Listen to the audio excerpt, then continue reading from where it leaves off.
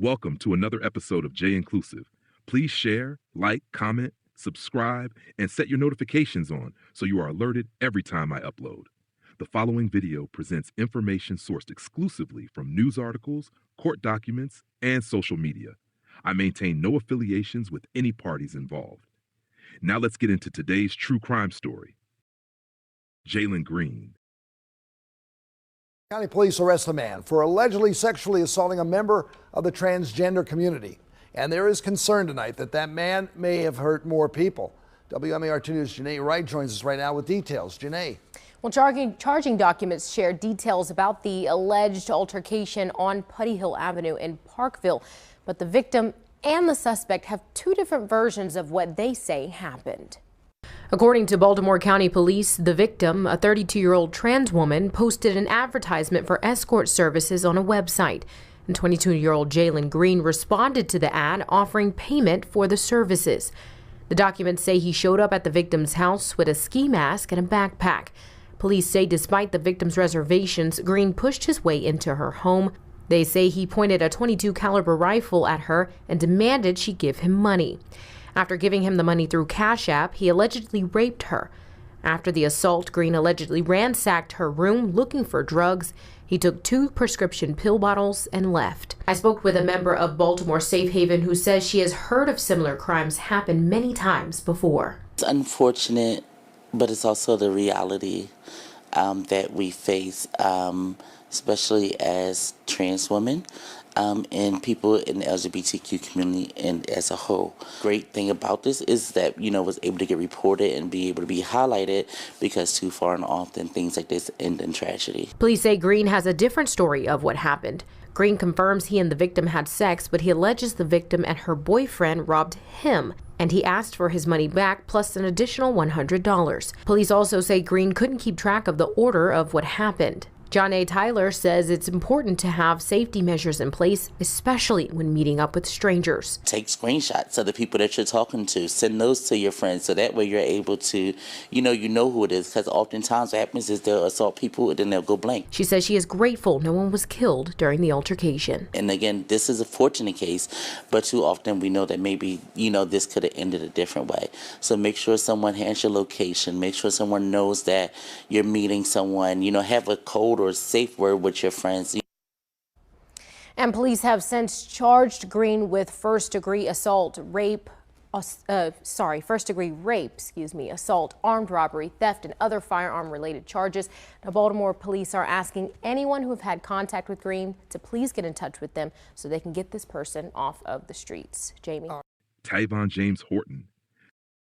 Tonight, Baltimore County Police are asking for your help in tracking down a suspected rapist. And the victim in this case is a transgender woman who met her attacker online. Jeff Hager's been working this story all day with the crime and also about the suspect. Jeff. Well, Jamie Kelly, this victim was very fortunate to have escaped with her life. By all accounts, everyone knows that these brutal crimes can often put people at risk, and now police have issued an arrest warrant for 24-year-old Trayvon James Horton, a man who should be considered armed and dangerous. A rendezvous here in the 3400 block of Gaither Road in Woodlawn set the stage for a violent sex crime after a transgender woman met Trayvon James Horton on Facebook and then arranged to meet him in person. They did meet over in the Woodlawn area. And once they met, the victim was led to a more secluded area. Horton pulled a gun on her and sexually assaulted her. This was a very disturbing, violent sexual assault. We're really anxious to locate this suspect. What had started out as a casual walk turned violent when Horton forced the unsuspecting victim into a wooded area. At this point in the investigation, police do not believe the victim was targeted because of her gender identity. But it certainly was a crime of opportunity afforded through social media. Horton has an extensive criminal history, including charges of armed robbery, assault, and drug possession. We do urge extreme caution when you are reaching out to meet someone in person that you've met on Facebook and really don't know. It's just another version of the old stranger danger warnings. You would be very cautious about who you let in your home if you just met someone incidentally on the street, and the same caution applies when you meet someone on Facebook. Now, if you have any information on Horton's whereabouts, you're asked to call the Baltimore County Police at 410-307-2020. Jeff Hager, ABC 2 News. All right.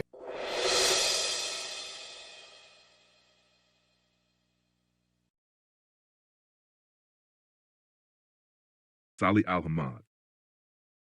Well, investigators say Salih Alhemoud would set up fake dates through the Grindr dating app and then assault the victims in their homes. KPRC2's Devin Clark live tonight in the Montrose Center area where LGBTQ advocates, Devin, are offering advice and support to the community. Daniela Keith, despite all the strides made towards LGBTQ rights, staff here at the Montrose Center says violent crimes against trans people has increased over the past few years. And as one of the city's oldest LGBTQ clubs gets ready to celebrate a milestone anniversary this weekend, safety is at top of mind. This is something that's really concerning for us. Kidnapping, possession of a firearm during a crime of violence, committing a hate crime, all offenses that Salih Alhemoud has been federally charged with and could land him in prison for life. We've seen an instance of a young man targeting trans individuals on a gay dating app called Grindr. Officials say on one of the occasions, 28-year-old Alhemoud set up a date with a trans woman, then once at her home, tried to rob her, hit her with a pistol, stomped on her face and chest, told her she was going to die, and called her a demon, amongst other homosexual slurs, attributing his behavior to religion. From 2017 to 2021, it was a 93% increase in violent crime against the trans community.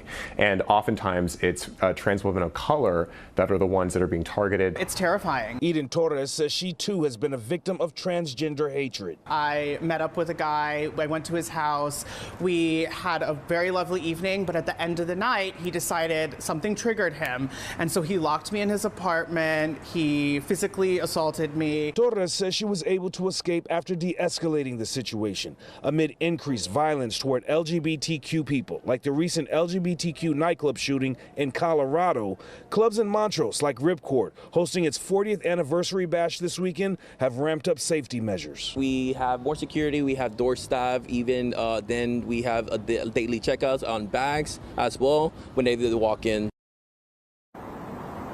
Another safety tip, if you're going on a date, let someone know the details, someone you know and trust. As for Alhemoud, he's behind bars, but the FBI and Houston police believe there may be other victims. If you know someone who was a victim, you're asked to give them a call. We'll have that information on our website, clip2houston.com. Reporting live outside of the Montrose Center, Devin Clark, KPRC 2 News. Devin, thank you. Be safe, stay vigilant, and look out for one another.